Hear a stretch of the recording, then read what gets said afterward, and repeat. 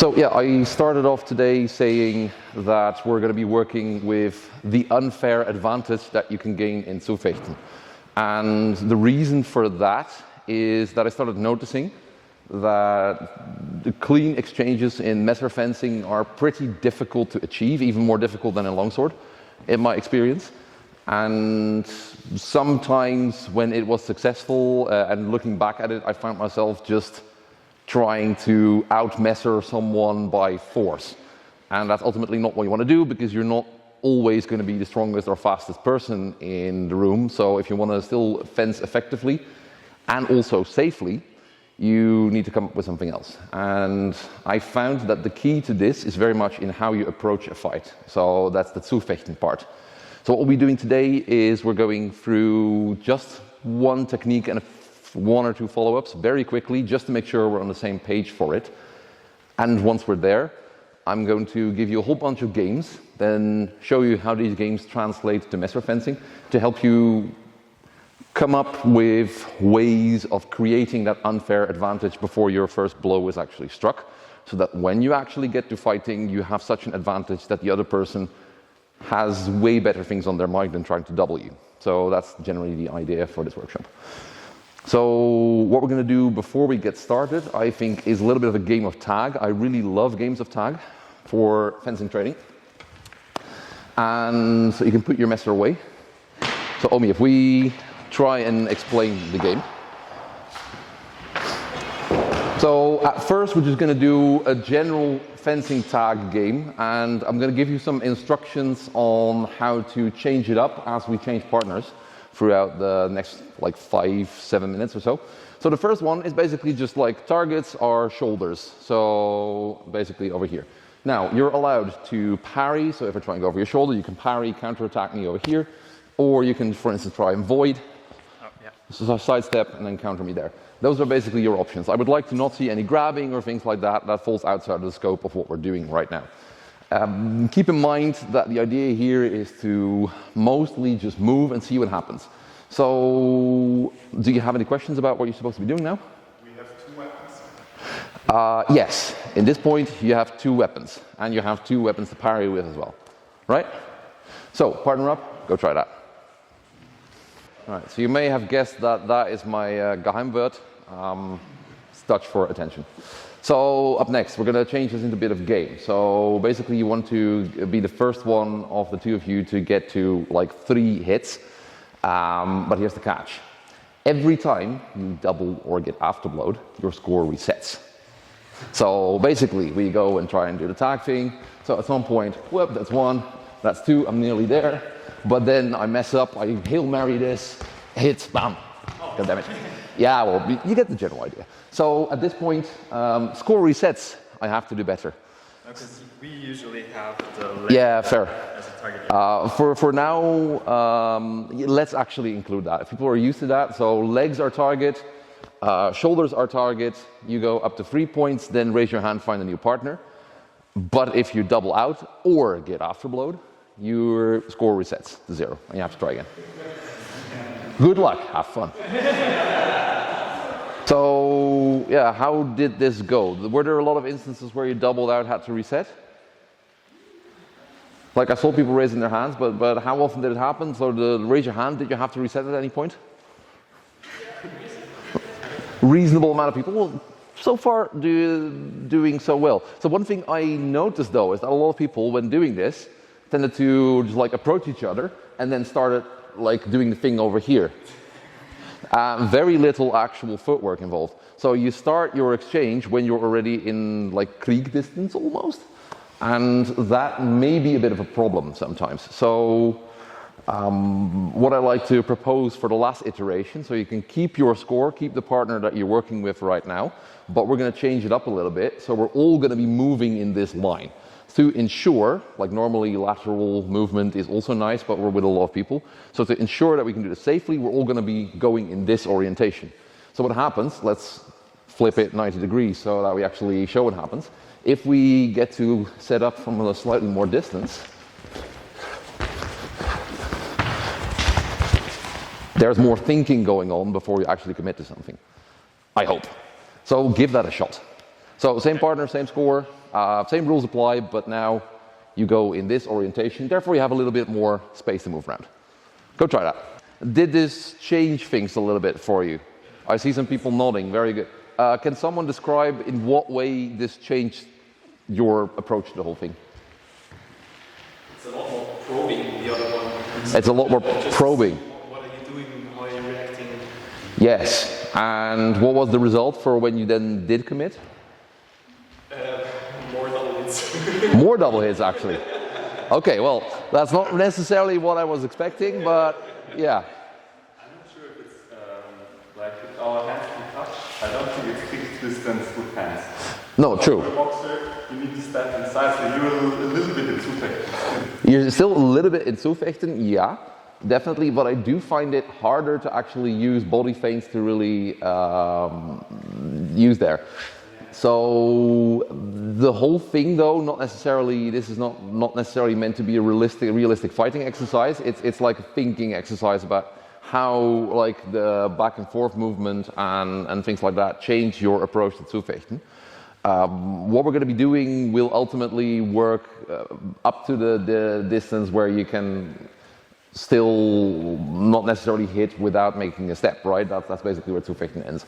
So having said that, let's very quickly now take up a Messer, a mask and throat guard, and we'll go very quickly through one technique. What I'd like to do very quickly is go through some pieces from the Zornhauptstück, because they're very good about teaching you how to bind. I've been recently teaching a lot of that, so if any of you have been watching some of the stuff I've been putting online lately or were there at like Drein event, for instance, then you'll kind of know this, so I wanted to build on that. So what we're going to do is basically just make a committed overhaul into our partner. So what we're going to do first is practice making that full cut in front of them and then giving like a similar cut towards them.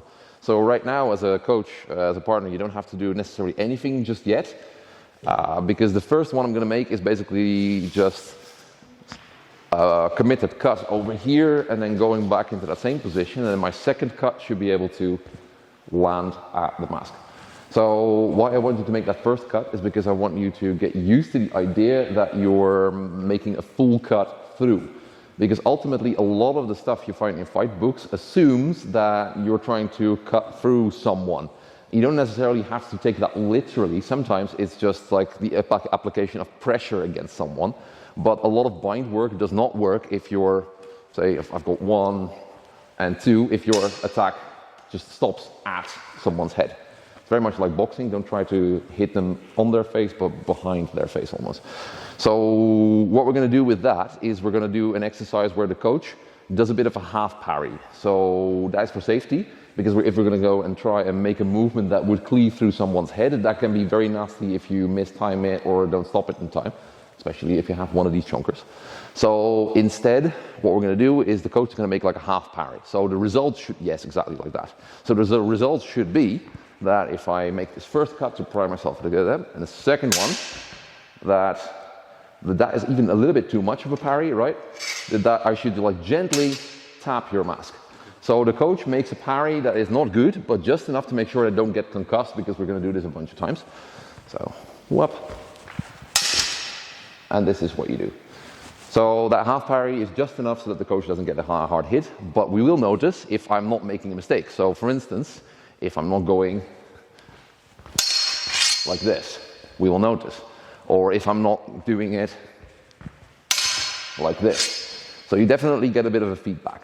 So this is the first iteration. Just do a couple of rounds with that. You can switch the initiative on your own accord. And I would like you to find someone who's roughly the same height and roughly the same like weight as you, so that you don't actually have to push against someone who's a lot stronger. Yeah?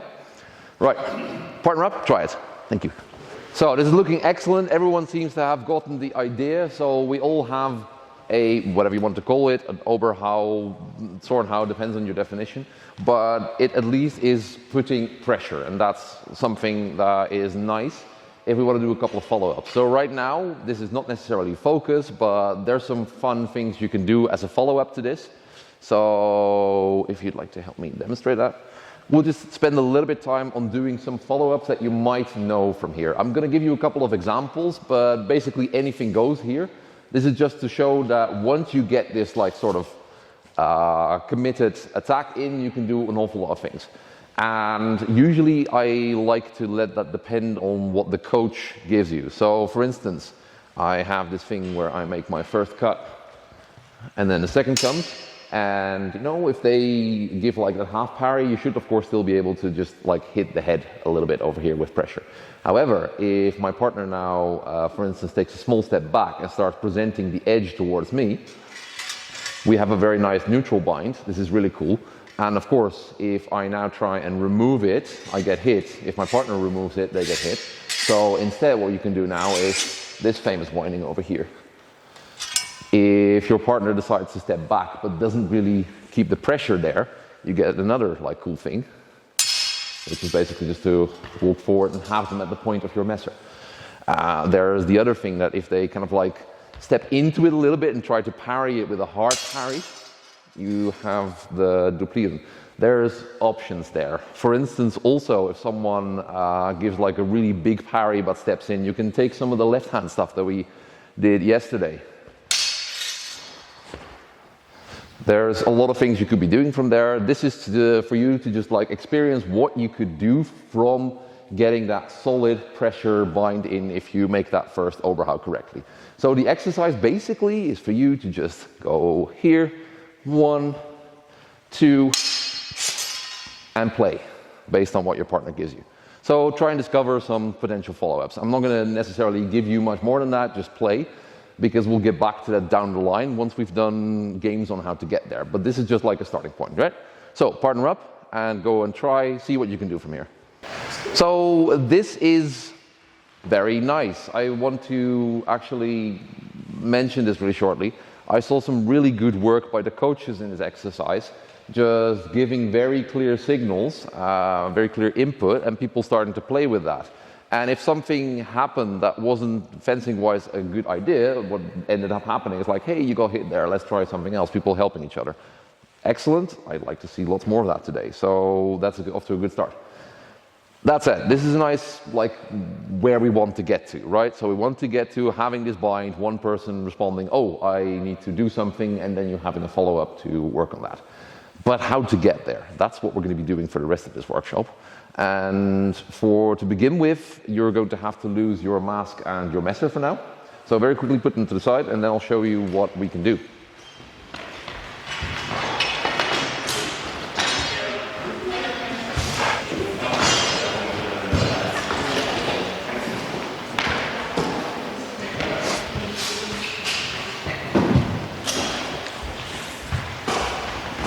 Right.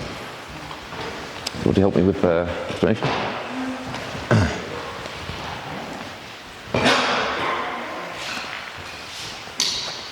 So, for this exercise, you're going to be needing a light glove of something of sort, and one of these, and I have a whole pile of these over there. This is called a battle sock.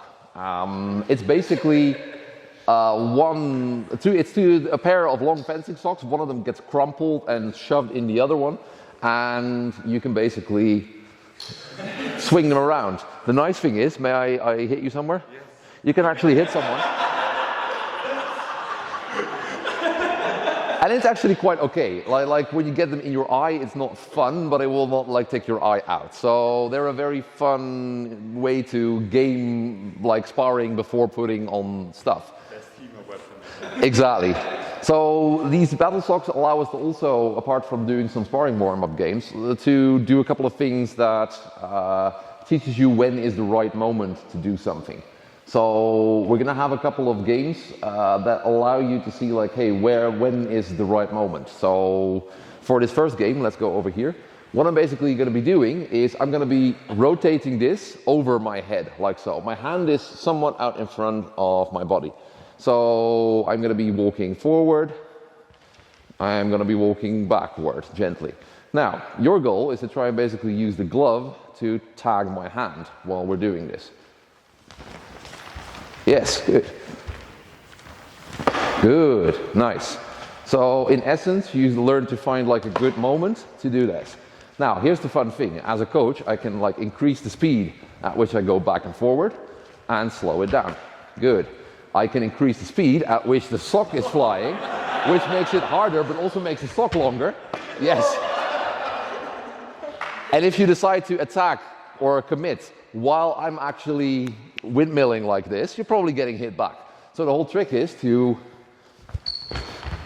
wait until there's a moment that I'm slowing down. That was not good. No, that was, yeah, but you made it, yes. So at this moment, don't attack. This is a really bad idea. Good, yes. Does that make sense? Okay, so prepare and get yourself one glove, one battle sock, spread out across the whole in, I think, like a checkerboard pattern so that you don't smack each other with these. Get a long glove. Yes. Thank you. And go and play with this. Really cool. I love it.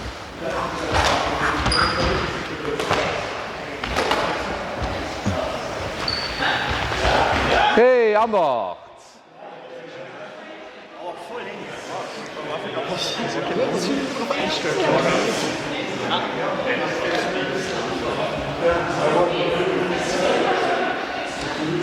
Right, so you keep hold of the things, please, because we're going to do another round of this. So what I'd like to do very quickly is to talk about, like, hey, what things worked and what didn't, so that we can use it in like a second round of the same exercise. So what are things that you found were a good idea? What did work, what didn't? Yeah. Keep, like, if possible, you have to be as close as possible to the sock. Yes. So your way to the hand is not that big. Exactly. So you should be as close as you can to the sock. How did you prevent getting hit when you were doing that? Little steps. Yes, little steps. So having like a solid base where you could defend from retreat from, very good. So this is, to just quote the Lord of the Rings, I think Pippin, the closer we are to danger, the farther we are from harm. Actually holds true quite well here.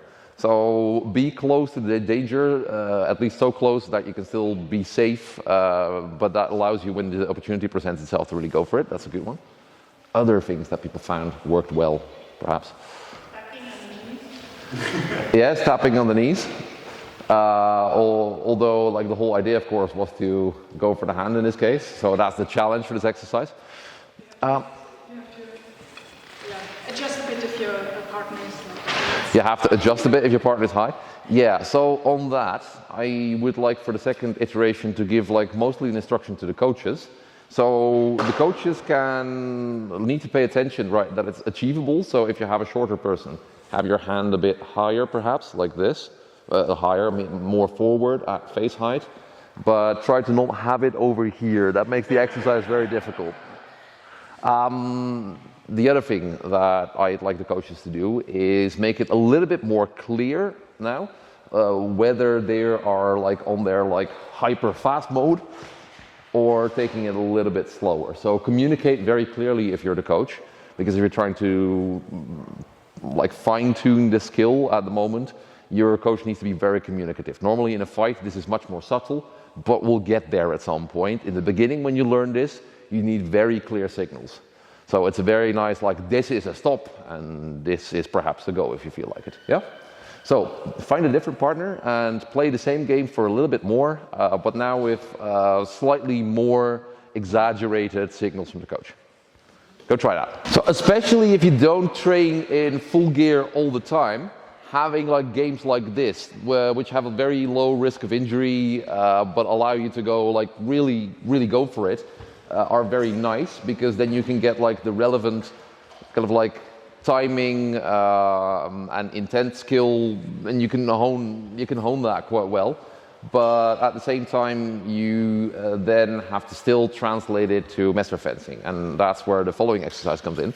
Of course, you can do this with full gear on, but you can also do it without full gear. Just mask is nice here. So what we're going to do, shall we demonstrate that? You do have a, yeah, good. So we're going to translate this to kind of like the Oberhau or Zornhau-Stück that we just did previously. So what we're going to have now is a partner who basically is sometimes threatening me and sometimes not. So based on the previous exercise, I think you can all guess like when would the right moment to launch that Oberhau be. So what I'm going to do is I'm just going to be in my Luginsland like this. You can also have it on your shoulder if you prefer it like that. Basically just have your messer ready to cut from above. And my partner is going to be pretty much doing like is the leader of this exercise, right? So what we're going to do is my partner is going to come forward. I'm going to take this step back. My partner takes a step back. I go forward. Now my partner is also going to be very gently making constant Oberhauen at me. So basically, yes, while walking back and forward, making constant attacks from above. Now at some point, the attacks from above are going to stop while we're still moving, right? In which case, I try and launch my Oberhau, just like before. So if your Oberhau is stopped, just go into Alber, that's not Alber, it's a Bastei, and then you can try and parry that. So let's work through it a couple times. Yes, constant attacking motions. So I need to be like close enough that I'm actually at a distance where I can launch this, but also not so close that I run into the attacks. So the same idea as the previous exercise, right? And just to be safe, once you stop, you are of course prepared to get that half parry in, so that I don't end up striking you through the mask too hard if I accidentally don't hone in the force levels that much. Yeah? Does that make sense? I'll show it very quickly from the other orientation, just to be sure.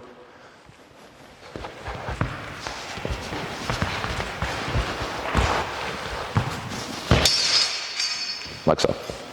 Right, find yourself partner, go try this. I think this particular exercise that we just did might be a bit tough on the shoulders, so let's do one that's a bit more tough on the legs now. Another variation of this, because it's kind of like artificial to have someone constantly cutting at you, right? So the situation in a fight is more likely to be like you want to see if you can hit me, you make like up to a combination of 3 attacks. So attack me with 3 different attacks, just anything. 1, 2, 3. Okay, now it's my turn. So that's more like how it would happen in an actual fencing match. But this is still like a way of developing that skill of noticing like, hey, when do I actually get to attack? You can also take a more active approach to this. So this next exercise is throwing this leader-follower drill on its head a little bit by making sure that the student is actually the leader. Normally, if you have a leader-follower drill, the coach is the leader, and then as a student, you respond. However, the nice thing about fencing is you don't necessarily always have to respond to what someone does. You can also create that unfair advantage by doing something yourself. So what we're going to do now is, you're still the coach, I'm the student, but I am the leader of the footwork drill. All you do basically is, whenever I step forward, you step backward. Whenever I step backward, you step forward. So we're at the position where, if you come a little bit forward, make sure we have it on camera. If now I take 1 step forward, I should be able to hit you, right? Exactly, but you're not there anymore. So that's basically what we do. In this game, as a student, it's my goal to hit my partner on the head. So basically, I need to get there somehow. However, if you do the exercise correctly, I should not be able to do that. And you see that my partner here is very good at maintaining the distance. You don't have to do that to me. Yes, you can keep the distance here. So you keep the distance, therefore I cannot make that hit. So what I'm going to do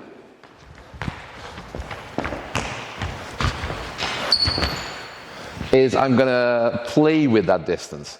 So rather than constantly going back and forth in a somewhat predictable pattern, in which case I can try making that cut, but it's not really going to work, is it now? I can speed up a little bit and see if there's some strategies or fun things I can try to get my partner to mess up their maintaining the distance. And this is a way in which you can try and create that opportunity. So what I'd like you to do, I've given you one example of how to do that, but I didn't explain what I was doing. I'm just going to give you the objective. Coach maintains that same distance always. That's very important for this to work. As a student, you just see where there is the possibility to tap your coach on the head. And if your coach is doing this well, like you were doing very well, maintaining that distance, unless you come up with some fun tricks to make them commit to stepping forward while you're also coming forward or something like that, you're not going to be able to hit. So try and find those ways for yourself, and we'll collect them, and then for the next iteration of the exercise, we'll train them and teach them to each other, right? So play this game, go try it.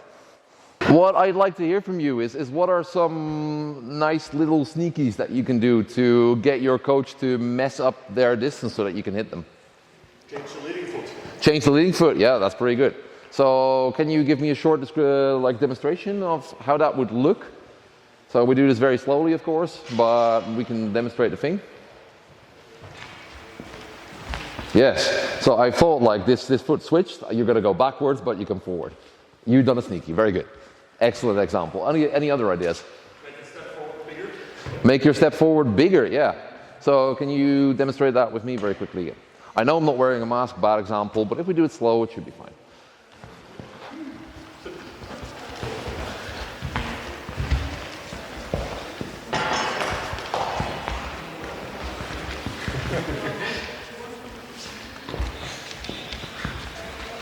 Yes, make a big step.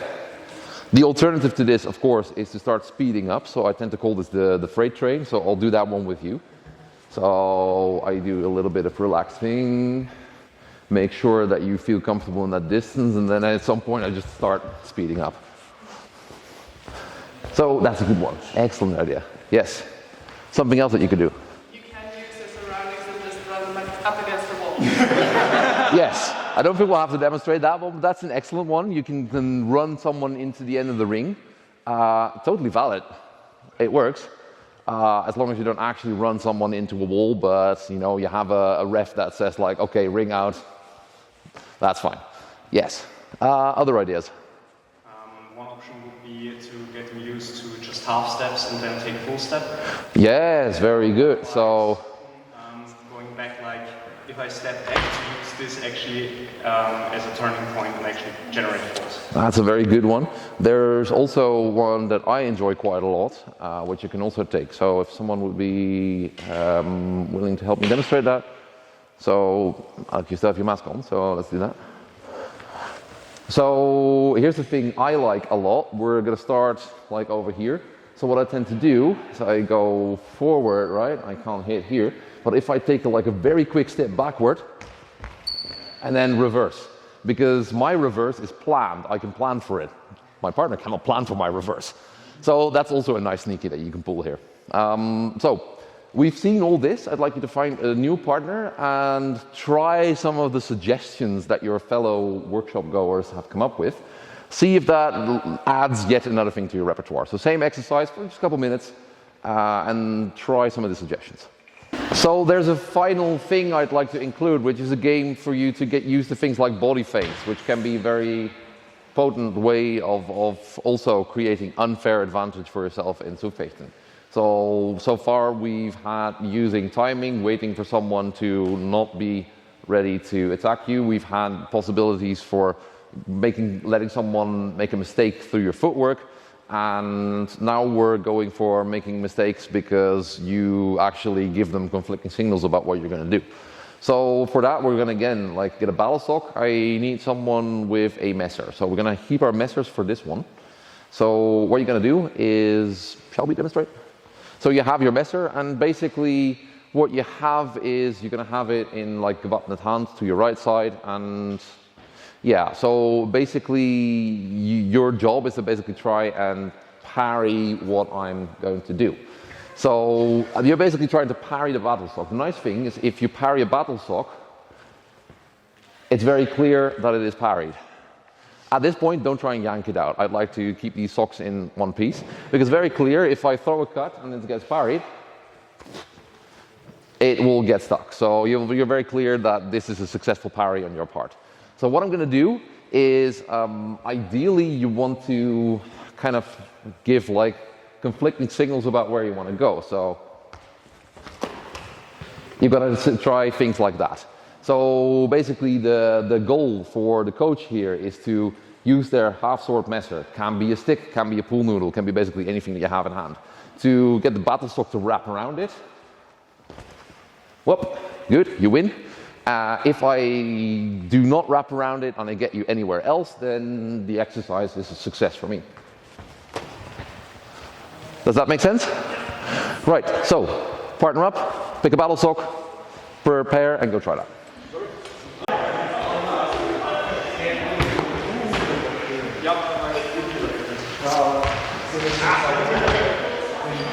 Okay, Anna.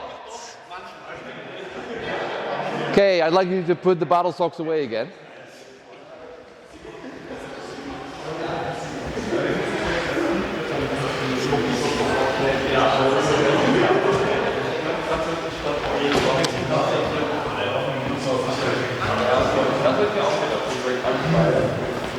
Right, I think it's time for the final actual Messer exercise. So if I could get someone with a fencing mask to help me demonstrate, that would be nice. Yep. So yeah, so this might have been a bit challenging at first because you might not be used to the battle socks, but I definitely saw a few people actually trying to lean certain ways to give an impression that you were going to attack somewhere and then attack somewhere else. We can also do that with Messer. So what happens if, for instance, my partner has their hand slightly in front? It doesn't even have to be like a bad saber guard. It can be just like this and having your hand just that little bit too much in front. People tend to do that a lot. It can also be like with a low guard like this. For this exercise, I'd like to have it be like an aber that's not completely textbook over here, but maybe like here. So that allows me at least to give the impression that I could be attacking the hand. So what I'm going to do is I'm going to use a body feint. So I'm going to come in, I'm over here ready to make my Oberhau. And the nice thing is, with your step in with the right, you can both cut from right, from left, and from right, because it's a one-handed system. You get to be flexible like that. So what I'm going to do is I'm going to like lean with my body ever so slightly to the right, as if I'm going to go like, ha, here. Now for this, I would recommend wearing at least a light glove or take it very easy. And even if you're wearing a light glove, just take it very easy. It's more about like learning how, if you like lean, it's almost as if you're looking at that hand and go like, nice. So you will do one of two things. You will either keep the hand there because you're not noticing me looking very much at that hand over there, and then I can launch the attack there, and then it's nice. Get a hit. Or you start noticing me like going towards that hand, which is what do you want to do now? Yes, in which case I go there. So basically what it looks like organically is kind of this. Or basically it's just like leaning to the side a little bit. So you're just giving like a mild indication, you're communicating to your partner, I might be doing something on your right side. It might not even be an attack to the hand necessarily, but you're communicating, hey, I'm going to do something from my left against your right. And then when there's no response, you go for it from that left side. When there is a response, you go from your right side to their left. From the other side. Yes.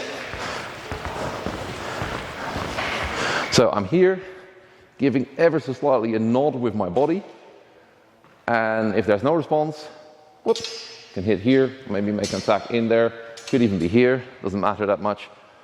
Or it can be there's my nod and there's a response, in which case I'd cut in like so. If this goes well, you can start moving around a little bit. So we're just moving around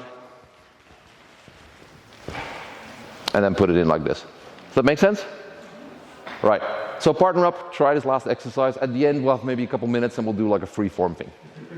Thank you. I think I've given you a bunch of the tools that I wanted to give you today. It went a little bit quicker than I expected because people were quite focused on doing the exercises. There's very little deviation of what we were doing, which means that we went through it quite quickly. So what I'd like to do for like 5 to 10 minutes, depending on how much energy people have, just so do you have like energy for a little bit of very slow sparring at the end of your workshop? Yeah, okay.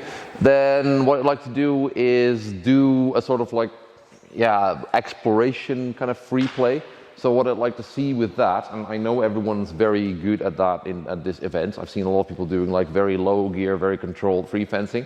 So for that, you don't need a ton of gear. You basically have, I would recommend wearing your mask for that, since we have it anyway. Something on your hand is nice. But what I'd like to see is basically the kind of like free exploration that you get when you try and do some slow sparring with low gear. So would you like to help me demonstrate that? Yeah. So the kind of thing that I talk about, a couple of things to keep in mind, of course, is that you start out of distance. If you salute before an exchange, you do that in the speed at which you intend to go. I would suggest about 50%, something like that. And this is the kind of thing. Now, if it happens that I give a nice opening, my partner goes for that opening to stop it, don't be a dick by speeding up for the parry.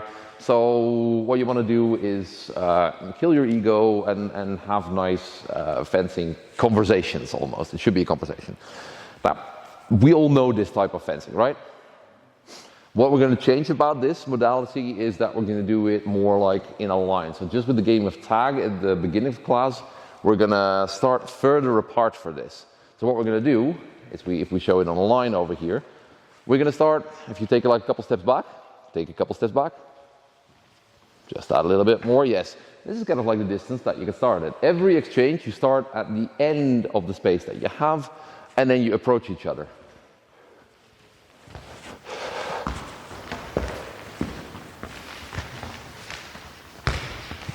And you can see if you can incorporate some of the lessons. So, for instance, waiting for your partner to finish what they're doing, using a body feint, seeing if they respond, and if not, you can go for it. You can, for instance, use the other thing where you go forward a lot and then start going backward quite a bit. Do they follow? No. Okay, let's try it again. Maybe get them comfortable with the idea. Hey, now they follow. And again, wait until they're no longer a threat. So you can use a lot of the things that we have been doing during this workshop to create an unfair advantage. So that both of you know, like, hey, who has the advantage, if you follow Bauernfeind terminology, or who is vor, who is nach. So who needs to respond and defend, who gets to attack. So this very much makes it clear communication. So if we both start over here, like sometimes you have like failures of communication attacking at the same time. If you start a bit further apart, you start the conversation, the awkward opening sentence happens when we're kind of like still not capable of doubling.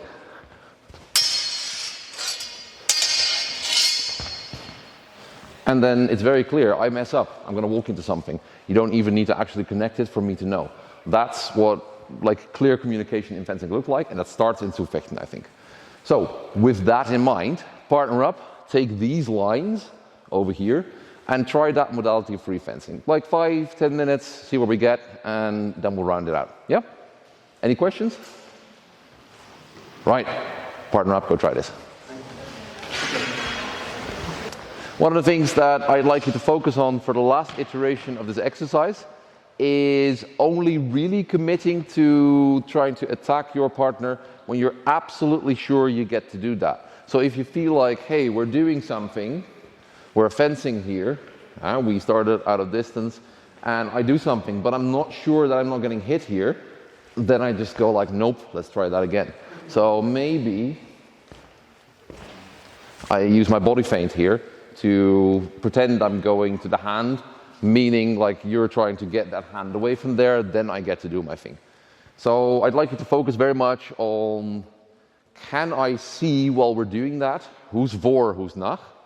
Can I manipulate that? And only when you feel like you've successfully done that, try to commit. Because once you do that, and you've managed to accurately assess that situation, you will avoid like awkward situations, even with someone you don't know yet. So we start out of distance, that's when we have like getting to know each other, like what do they do? Can I try and attack it? No, I don't trust it. Okay. So like, is that hand there? Body feint, bam, here.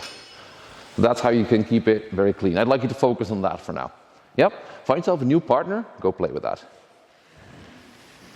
What I really enjoyed was seeing how it went for the second iteration. So you were much more, I think, focused on when do we get to go, when have we created that unfair advantage that you can take,